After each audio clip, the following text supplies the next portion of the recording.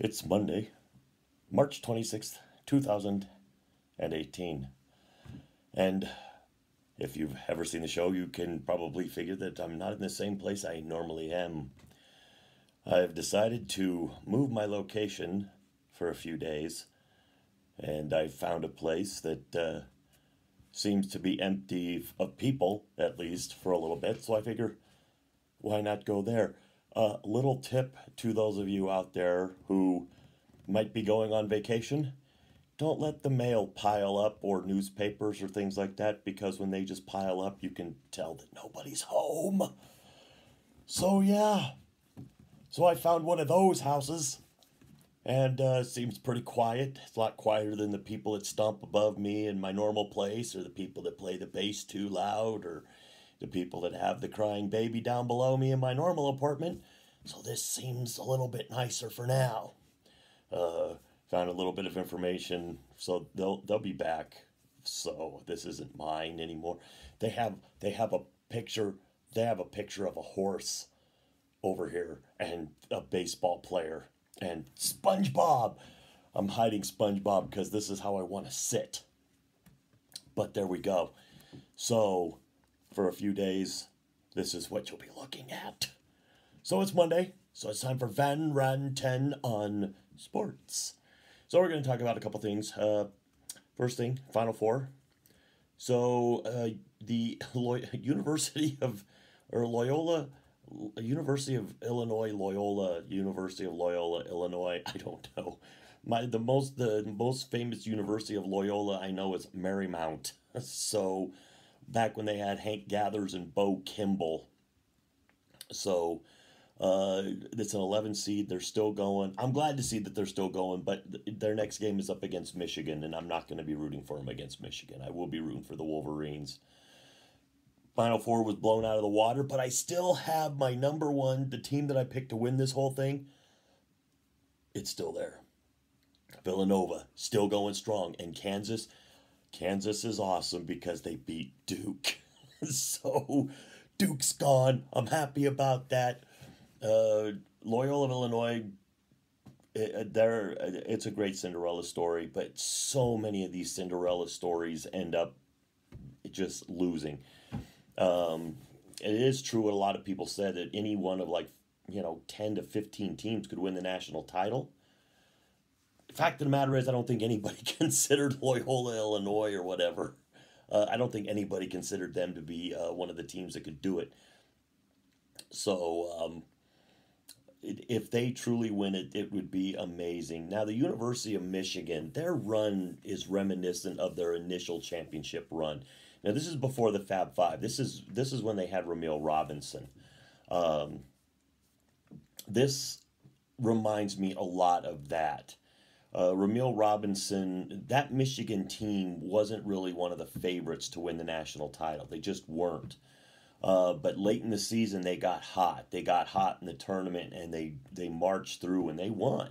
They beat Seton Hall, which a lot of people probably said at the time, I think Seton Hall might have been a little bit stronger of a team, but they were also a Cinderella. Michigan wasn't supposed to be there, really, and neither was Seton Hall. But Michigan won. Ramil Robinson sunk the free throws. And I remember at the time, way back then, I was rooting for Seton Hall.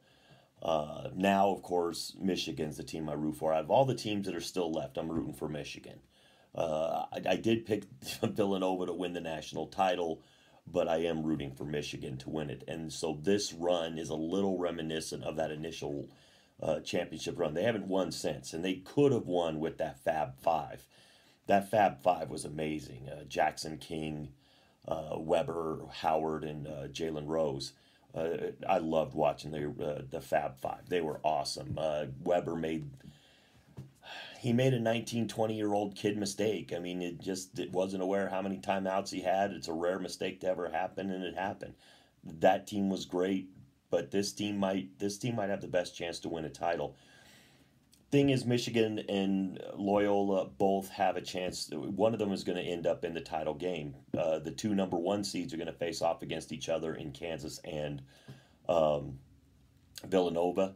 I'm still picking Villanova to win this, but Kansas has looked really good, and they beat Duke, who was a really good team. Villanova's quest has been a little bit easier to get to this point, but I still think Villanova has the better team.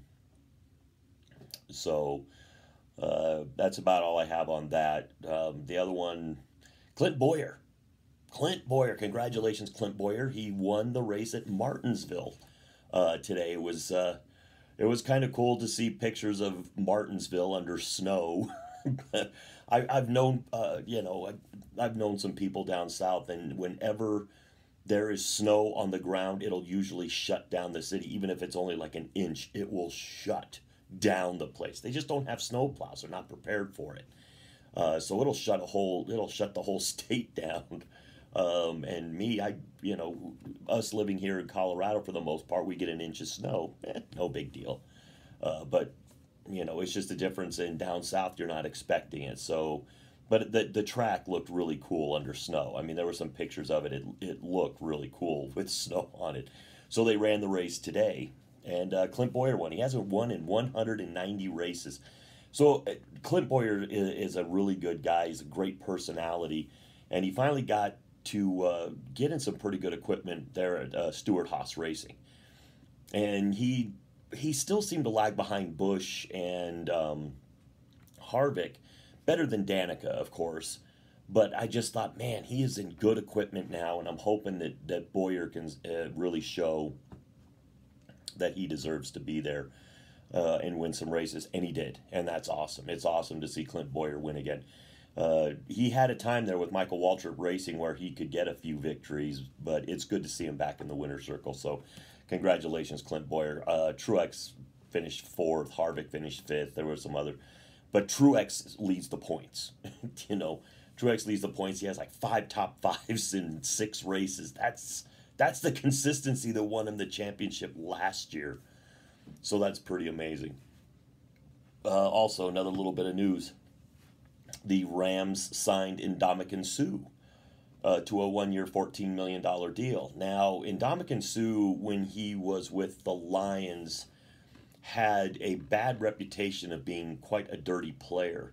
When he got to Miami, I don't remember him having too many episodes of being considered a dirty player. It almost like once he got to Miami, he almost changed his image a little bit. But the thing is, once he got to Miami, I never heard his name again either, which makes it weird that he still commands a 1-year, $14 million deal. But for a solid interior lineman, that's a bargain. And the Rams have picked up some pretty good players in free agent. They are free agency and trade.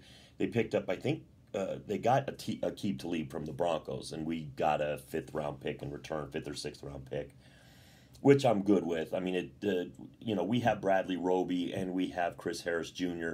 Is Bradley Roby as good as Talib? No. Talib is still one of the better cornerbacks in the NFL. And he's still got a couple real good years left in him, and the Rams can really use him. And now they're going to put Ndamukong Suh on an already really good front 7 that they have, and especially a front 4 that they have. They're going to add Ndamukong Suh. That Rams team is going to be real tough. They're just going to be real tough. I still think Philadelphia with a healthy Carson Wentz might be a little bit better. But it's tough to repeat in the NFL, so the Rams might have a little bit a better shot. But they're setting themselves up. I mean, they want to be a really great team when they finally go into that $2 billion stadium that Kroenke is building for them. So, I mean, not a lot really happening right now on that front. I mean, it's just a couple things I kind of wanted to touch base on in the world of sports.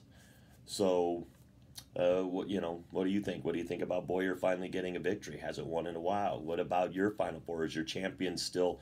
I know your Final Four is not intact, because if you picked Michigan, Loyola of Illinois, Kansas, and Villanova, it's probably not intact, because very few people had Loyola of Illinois making it to the Final Four. Would you like to see Loyola of Illinois win over everybody else? I think it'd be a great story for the NCAA, but I still think it's going to end up probably with Villanova. You're probably going to end up with a Villanova-Michigan final game.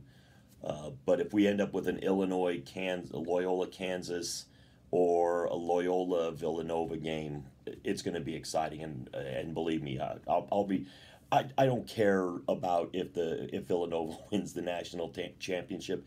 If Loyola wins the national championship, that would be a monstrous Cinderella story, and it'd be really cool to see. So that'll play out towards, I guess, the end of this week or end of this week and early into next week. I think they'll play the two. I think they'll play the two Final Four games on Saturday. Don't quote me on that. And I think they play the championship game on Monday. So I won't be able to do that story until probably the next day. But I'm trying to think of anything else sports related right now that really I can touch upon in this, and don't really have anything else. So, with all that being said, to the troops, past, present, and future, thanks for the freedom.